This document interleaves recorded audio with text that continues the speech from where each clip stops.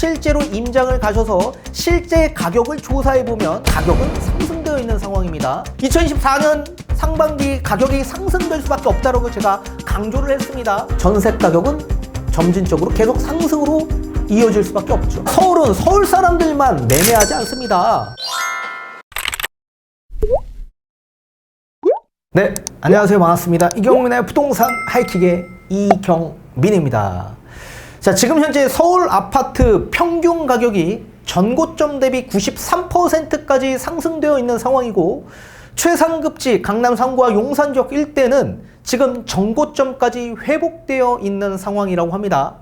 자, 제가 집값 폭락을 주장이 많이 나왔던 시기였던 2013년 8월 9월 달에 제작했던 영상을 한번 다시 복귀해 가면서 살펴보도록 하겠습니다.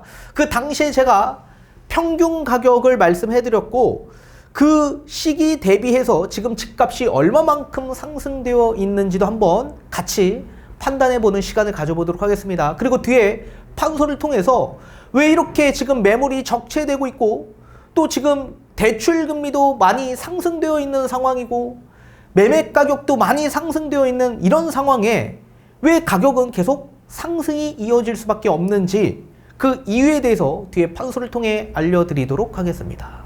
자, 서울 아파트가 2년 전 정점을 찍었을 당시 가격을 90% 이상 회복했다라고 합니다.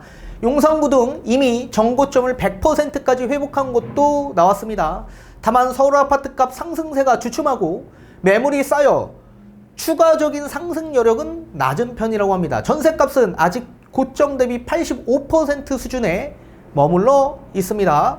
자, 26일 부동산알 114가 조사한 결과 이 국토부 실거래 공개 시스템을 바탕으로 2021년부터의 서울 아파트 매매 거래 4,700여 건의 실거래가를 표본으로 분석한 결과 서울 아파트의 2021년, 22년 전고점 대비 가격 회복률은 평균 93%로 조사가 되었다고 합니다. 자, 당시 서울 아파트 단지의 최고 거래 가격은 평균 11억 3,662만 원으로 조사가 되었는데, 현재 11월 25일 조사 기준에서 평균 10억 5,747만 원으로 집계가 되었다고 합니다. 이렇게 서울 아파트 값은 하반기 빠른 속도로 전고점을 회복한 상황입니다. 자, 지금 대다수가 집값이 하락할 거다, 이런 매스컴들이 많이 나오다 보니까 대다수의 수요층들은 집값이 다시 빠졌구나, 다시 하락했구나, 이렇게 생각하신 분들이 많으실 수 있겠지만, 실제로 임장을 가셔서 실제 가격을 조사해보면 가격은 상승되어 있는 상황입니다. 이렇게 전고점을 많이 회복되어 있는 상황이고, 9월달 조사 기준 88%의 서울 평균 최고 거래가에서 회복률은 2달여 만에 5%포인트가 높아져서 93%까지 회복되어 있는 상황입니다. 자치구별로는 용산구가 101%로 신고가가 나와 있는 상황이고, 강남구가 99%, 종로구가 98%, 중구 97%, 서초구가 96%, 마포구가 94% 등으로 서울 평균보다 빨리 매매 가격을 회복한 상황입니다. 자, 이렇게 가격 회복이 빠른 우수 입지의 고가 단지들이 모여있는 지역 위주로 전고점 회복률이 높았다라고 합니다. 자, 다만 고점 대비 회복 속도가 가장 더딘 곳은 서울 외곽 지역으로 조사가 되었습니다. 노원구와 동대문구 87%로 가장 낮은 수준을 나타낸 가운데, 강북구가 88%, 관악, 금천, 도봉, 서대문, 성북, 은평이 89%로 조사가 되었고, 아직 90%에 도달하지 못했다라고 합니다. 자, 평균 거래액이 가장 낮은 곳은 중랑구로 5억 5천만 원으로 조사가 되었고, 대다수의 아파트들이 5억 원대에 머물러 있다고 합니다. 자, 다만 아파트 가격이 이렇게 전고점을 모두 회복할지는 미지수라고 얘기하고 있습니다. 고금리 압박이 지속되고 있고, 경제 침체 우려까지 더해지면서 최근 들어선 아파트 가격 상승세가 전국적으로 크게 꺾이고 있기 때문으로 조사하고 있다고 합니다. 자, 그리고 부진한 거시경제 흐름과 녹록지 않은 대출 여건이 주택 구매력과 의지를 떨어뜨리고 있기 때문으로 조사했다고 합니다. 매도자와 매수자 간의 희망 가격 간극이 거래 부진으로 이어지면서 매물이 누적되는 지역은 집값 하방 압력이 커질 수 있다고 말했다고 합니다. 저랑은 생각이 다르게 지금 해석하고 있는 것으로 보여주고 있습니다. 자, 이렇게 녹록치 않은 대출 여건, 거시경제 흐름, 이런 여건 때문에 집값이 다시 하방 압력이 커질 수 있다고 하고 있는데 저는 생각이 다릅니다. 왜 다른지 뒤에 판소를 통해 알려드리도록 하겠습니다. 그리고 전세 가격은 전고점 대비 85% 수준으로 조사가 되었다고 합니다. 25개구가 모두 83에서 89% 수준으로 구별 편차가 매매 가격보다 크지 않았고 전고점 대비 15%가량 저렴한 데다 내년 신축 입주 물량 부족 현상까지 겹쳐 서울 아파트 전세 가격은 향후 추가 상승 여력이 높다라고 분석했다고 합니다. 자, 우선 제가 8월 9월 달에 제작했던 영상을 한번 살펴보도록 하겠습니다. 자, 우선 제가 예정 강의 영상에서 한번 말씀을 해드렸던 상황이었습니다. 자, 부동산 반등 상승 구간이 총 4단계로 구성되어 있다고 말씀해드렸고, 자, 우선적으로 기준마디 구간, 이건 전고점 대비 80에서 85% 수준을 뜻하는 거고요. 또 저항선, 1차 저항선 구간이 전고점에서 85에서 90% 수준이라고 말씀을 해드렸습니다. 또 이 저항선을 뚫고 상승하는 걸 돌파 매매 구간이라고 말씀드렸고, 전고점 대비 90%에서 전고점 요 수준을 돌파 매매 구간이라고 말씀해드렸습니다. 그리고 2차 저항선 구간인 전고점을 뚫고 집값이 다시 상승하면 윗꼬리 구간으로서 신고가가 나올 수 있다고 말씀해드렸는데, 자, 우선 모든 아파트의 가격은 기준마디 구간까지는 전부 다 상승이 될 거다. 전국적으로. 또 평균 아파트 가격은 1차 저항선 구간인 85에서 90%까지 전부 다 평균 아파트 가격이 상승이 이렇게 될 거다 말씀을 해드렸습니다. 자, 그리고 다만 펀더멘탈이 좋은 아파트 또는 그런 핵심 지역에 위치하고 있는 아파트들은 1차 저항선 구간인 90%를 넘어서 돌파 매매가 나올 수 있다고 말씀을 해드렸습니다. 그래서 저런 지역의 저런 아파트들은 전고점에서 90%에서 전고점까지는 회복이 될 거다. 그리고 신축 대장급 아파트, 그리고 재건축의 대장 아파트들 위치하고 있는 그런 지역과 그런 아파트들은 윗꼬리 구간까지 신고가가 나올 수 있다라고 제가 말씀을 해드렸었습니다. 자, 그리고 이번엔 영상을 한번 잠시 다시 한번 살펴보도록 하겠습니다. 며칠 예전에 강의 영상에서 말씀을 해드렸죠. 이때 매도하십시오라는 강의 영상으로 이 전고점 대비 90% 수준이 저항선 구간이다. 이 저항선 구간이 깨지는 순간 전고점까지 도달할 거다. 그리고 그 전고점은 2차 저항선인데 그 2차 저항선을 깨는 순간 윗꼬리 구간이 분명히 나올 거다. 그래서 거래량 없이 윗꼬리 구간이 나오는 구간이 반드시 찾아오는데 그 신고가를 갱신한 아파트는 서울의 핵심 재건축 아파트, 신축 아파트, 그리고 미래의 가치, 우리 GTX-A나 GTX-C 같은 여러가지 개발에 대한 노선의 여러가지 핵심 아파트들, 그런 아파트도 분명히 전고점까지 올라갈 수 있고 또 핵심 아파트는 신고가를 갱신할 거다라고 말씀을 해드려 왔었습니다. 자, 그런데 지금 현재 구간은 90% 수준까지 회복 중에 있는 상황입니다. 자, 서울 2급지 기준 영등포구, 마포구, 성동구, 광진구, 양천구 등등 이런 지역 일대를 2급지로 나눠봤고, 이런 지역 일대는 전고점 대비 85에서 90%까지 회복 중에 있는 상황입니다. 자, 제가 이 기준마디 구간이라는 게 있다고 했습니다. 기준마디 구간은 전고점 대비 80에서 85% 수준의 가격대, 이 가격대의 거래량이 가장 많이 매집되어 있는 구간이기 때문에 그 구간이 기준마디 구간이 된다. 그래서 85%의 기준마디 구간에서 1차 저항선 구간인 90% 수준까지 지금 회복 중에 있는 상황이다라고 보셔야 됩니다. 그리고 서울 상급지는 서울 지역 일대에서 외곽적 일대를 상급지로 나눠봤고, 그런 지역 일대는 지금 전고점 대비 80%까지 회복 중에 있는 상황입니다. 그래서 기준마디 구간까지 지금 도달한 상황입니다. 제가 예전부터 강조했습니다. 전국에 있는 모든 아파트는 이제 기준마디 구간까지는 전부 다 상승할 거다.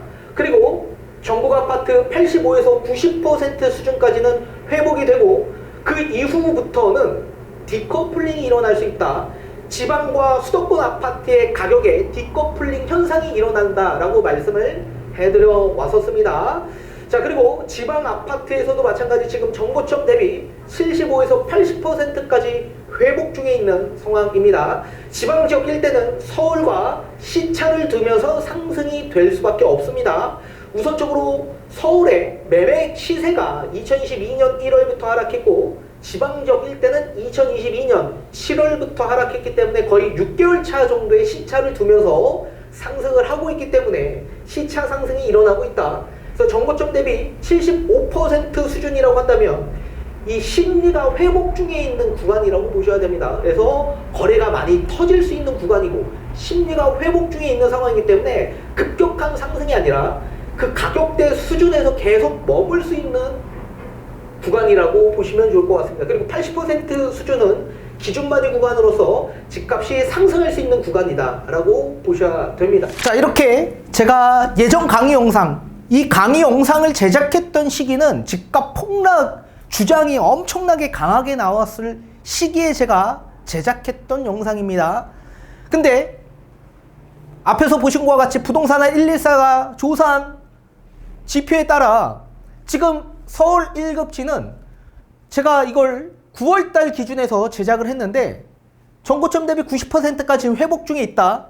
근데 지금 현재 95%를 넘어섰고 100% 전고점까지 도달한 아파트가 있다라고 말씀을 지금 앞에서 기사에서 보셨습니다.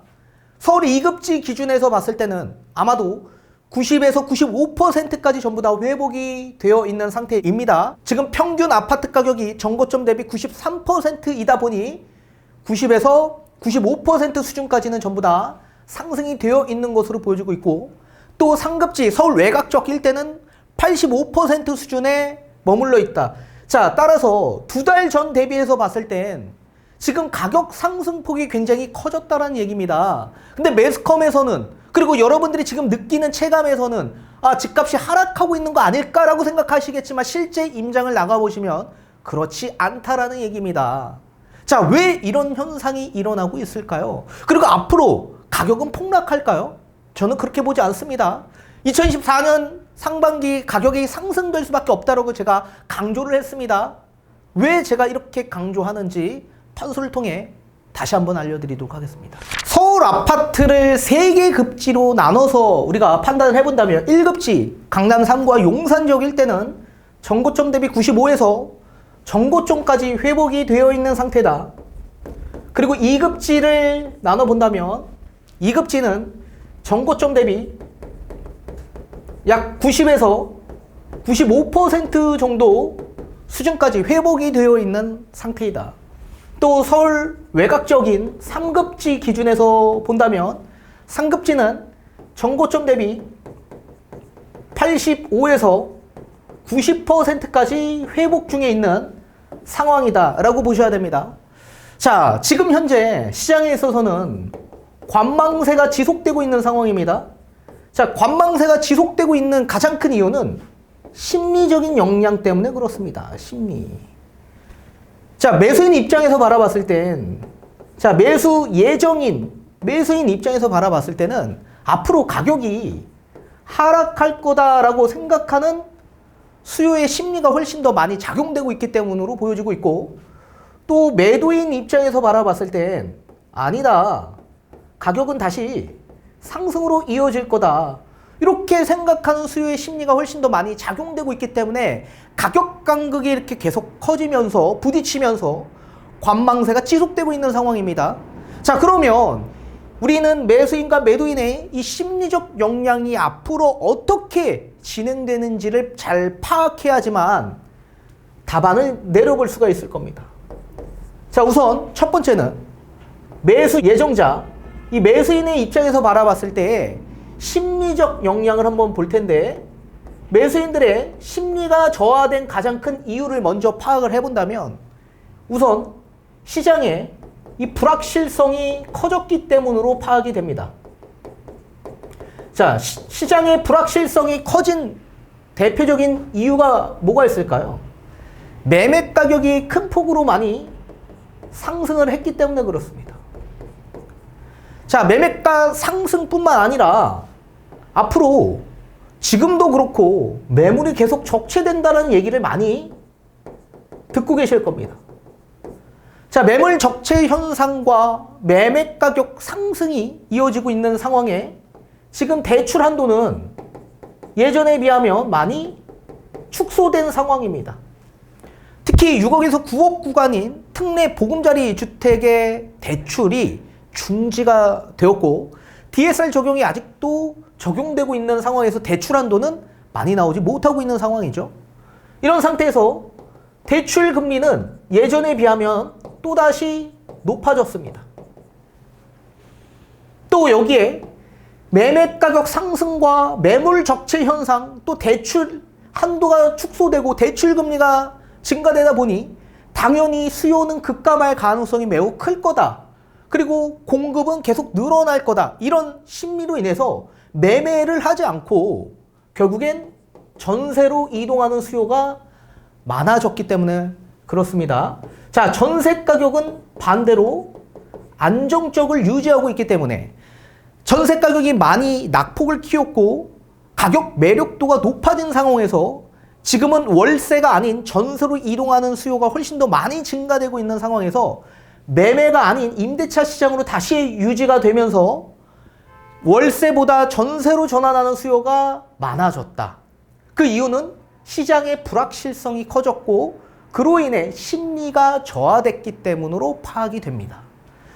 자, 그러면 우리는 반대로 한번 해석해 본다면 매수인들이 심리적인 변화에 있어서 심리가 굉장히 불안해지는 상황이 언제쯤 나올 수 있을까를 먼저 파악해야지만 이 심리 불안 현상이 매매로 이어질 수 있기 때문으로 파악이 됩니다. 자, 이거는 시장의 이 불확실성이 해소 중에 있을 때 심리가 극도로 불안해질 수밖에 없습니다. 자, 그러면 지금의 현재 상황을 한번 볼까요? 매매 가격이 지금 기존에는 상승이 굉장히 많이 돼서 가격적인 부담이 있다라고 생각을 한 수요가 많았는데 앞에서 보신 것과 같이 전고점 대비 9월 달만 하더라도 최상급지 기준에서 90%였는 게 지금 현재 전고점까지 도달한 아파트의 평균 가격이 굉장히 심리적 불안을 야기시키고 있습니다. 시장에 한번 매수를 고려하시는 분들 입장에서 시장에 한번 나가보니 깜짝 놀라는 겁니다. 아니, 집값이 폭락할 거라고 생각했는데 오히려 호가는 계속 높아지고 있는 상황이고 실거래가도 급매 물건도 나올 수도 있겠지만 지금 가격이 계속 탄탄하게 유지되고 있는 상황에서 놀라신 분들이 굉장히 많이 있을 것으로 보여집니다. 그 이유가 뭐였습니까? 앞에서 제가 영상에서 말씀해 드린 것처럼 저항선 구간이죠. 요 저항선 구간, 이게 전고점 대비 1차 저항선 구간은 85에서 90%, 그 90%가 저항선이다. 그리고 2차 저항선 구간은 전고점 수준이라고 제가 말씀드렸죠.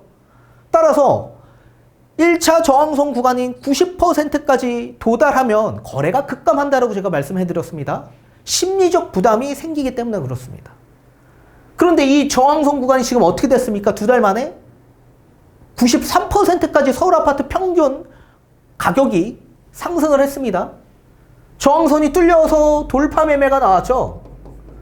이 돌파 매매가 나오는 순간 어떻게 됩니까? 심리적으로 굉장히 많이 불안해질 수밖에 없습니다. 심리적 압박이 굉장히 크게 작용될 수밖에 없죠. 이 저항선 구간까지 상승할 거라고 생각했는데 오히려 이걸 뚫고 돌파가 나와서 이 저항선을 뚫었다. 그러면 어떻게 됩니까? 이 저항선 구간이 지지선 역할로 바뀌면서 상승의 도화선이 일어난다라고 제가 말씀해드렸죠. 자, 이러면은 심리가 저하된 게 어떻게 됩니까? 불안해지기 시작할 겁니다. 엄청나게. 또 그뿐만 아니라 대출에 대한 한도가 축소되었던 게 다시 증가될 가능성이 있다. 지금 특례 보금자리 주택 대출이 6억에서 9억 구간이 중지가 되어 있지만 내년 1월로 넘어가면 신생아 특례 주담대가 실시가 된다고 했죠. 오히려 특례 보금자리 주택보다 더 낮은 저리금리로 진행이 됩니다. 1에서 3%. 따라서 대출 한도 더 많이 나올 수 있는 DSR 배제되는 그런 신생아 특례로 수요가 다시 집중할 가능성이 매우 클 거다. 당연히 기존에 있던 특례 보금자리 주택 대출보다는 수요가 많이 증가되기는 어렵다라고 판단을 합니다. 다만 그 소수의 인원이 나와서 주담대를 받고 내 집 마련을 하는 순간 또다시 이 저항선의 돌파 매매가 나올 가능성이 있고 그 돌파 매매가 지지선 역할로 바뀌면서 또다시 심리적 불안이 굉장히 야기될 가능성이 클 거다. 그리고 신생아 특례 대출뿐만 아니라 모든 사람들도 지금 대출 금리가 갑자기 상승이 되었지만 지금 낮아지고 있는 추세다. 자, 얼마 전에 제가 다뤄드렸죠. 5년물, 은행채 5년물 금리를 보게 되면 4.8%였던 게 지금 4.2%로 한 달 만에 급속도로 낮아지기 시작합니다. 자, 지금 미국도 이 10년물 장기 채권 수익률 낮아지고 있는 추세죠. 그 이유가 뭡니까? 고용 지표가 지금 악화되고 있고 물가 상승률은 둔화되고 있기 때문에 그렇습니다. 우리나라도 마찬가지 또다시 동결이 나올 가능성이 있습니다. 그리고 이제는 뭡니까? 금리 인하에 대한 기대감이 더욱더 커질 가능성이 있죠. 자, 이런 상태에서 지금 전세 가격은 어떻게 됐습니까? 전세 가격은 오히려 상승 중에 있다. 상승 중에. 전세로 수요가 많이 유입되다 보니까 전세 가격은 당연히 상승될 수밖에 없죠. 이런 상태에서 지금 매물 적체 현상, 이 매물 적체가 되면 집값은 하락할 수밖에 없겠죠. 다만 공급 부족 현상이 그 부분을 희석시킬 수밖에 없을 겁니다. 자, 매물이 적체되고 있는 가운데 공급이 과잉된다고 한다면 집값은 당연히 하락할 거다라는 심리가 크게 작용될 수밖에 없겠지만 매물은 적체되고 있지만 앞으로 입주할 수 있는 입주 물량 자체가 큰 폭으로 감소된다고 한다면 그 부분을 크게 희석시킬 거다. 그리고 전세 가격을 상승시킬 수밖에 없는 요인이 여기서 작용될 수밖에 없을 거다. 특히나 서울은 택지를 조성해서 나오는 공급이 아닌 재개발, 재건축, 기존에 있는 종전주택을 허물고 집을 지어야 되는 부분이 있기 때문에 원주민들의 비율이 굉장히 높다. 경기와 인천과 다르게 원주민들의 비율이 높고 분양할 수 있는 물량 자체가 기본적으로 적기 때문에 그런 상태에서 공급이 부족한 상황이 전개가 된다면 전세 가격은 상승을 야기시킬 수밖에 없겠죠. 또 서울은 분양가 상한제 적용되는 아파트 단지가 많았었기 때문에 그런 곳에서 실거주 의무가 지금 아직도 적용되고 있죠. 당연히 임대 공급이 줄어들 수밖에 없는 상황으로 갈 겁니다. 그럼 불보듯 전세 가격은 점진적으로 계속 상승으로 이어질 수밖에 없죠. 그래서 매물 적재 현상이 이 공급 부족 현상으로 희석이 될 거다. 자, 이런 상태면 어떻게 됩니까? 결국 외지인들은 다시 유입될 수밖에 없을 겁니다. 자, 지금 전세 가격이 계속 상승되고 있다는 얘기는 결국 전세가율이 조금씩 높아지고 있는 구간이다라고 해석할 수 있죠. 자, 서울은 서울 사람들만 매매하지 않습니다. 전국의 각지에 있는 수요층들이 서울의 핵심적 일대에 있는 아파트들이 오히려 집값이 하락한 상황이 아닌 저항선을 뚫고 돌파 매매가 나와서 지지선 역할로 바뀌고 또 대출 한도가 이제 더 늘어나고 대출 금리가 낮아지고 금리 인하에 대한 가능성, 기대감이 더욱더 커지고 있는 상황에서 전세 가격이 상승되고 공급 부족 현상이 이어진다면 외지인들은 서울로 다시 유입될 수밖에 없다. 그러면 집값은 어떻게 될까요? 다시 상승으로 이어지는 거죠. 그러면 매수 예정자 입장에선 심리적인 불안이 엄청나게 크게 자극될 수밖에 없다. 그러면 결국은 어떻게 된다고 그랬습니까? 추격 매수가 나온다. 추격 매수가. 자, 지금도 서울 아파트가 평균 거래량을 웃돌면서 집값이 상승 반등된 게 아닙니다. 서울 아파트 평균 거래량의 반토막 정도의 거래량으로 지금 집값이 계속 상승되고 있는 이런 과정이기 때문에 거래가 없다라고 하더라도 상승 추세는 계속 이어질 수밖에 없다라고 제가 말씀드렸고, 이런 신생아 특례의 수요가 예전에 특례 보금자리 주택의 수요보다 더 적다라고 하더라도 평균 거래량이 밑돌고 있는 상태에서 집값이 상승되고 있는 그런 경험을 한 바 있기 때문에 그게 심리적 영향으로 자극이 될 거다. 자, 반대로 매도인 입장에서 한번 볼까요? 매도인들이 심리가 저하된 가장 큰 이유가 뭐였습니까? 똑같이 불확실성, 이 시장에 불확실성이 크게 작용되었기 때문에 그렇죠. 가장 큰 이유, 금리가 인상이 되었기 때문에 그렇다. 자, 금리 인상 영향으로 인해서 이 대출금리가 큰 폭으로 인상이 되었고, 이 대출금리가 인상이 되니 매매 가격이 하락하고, 그리고 전세 가격도 하락했죠.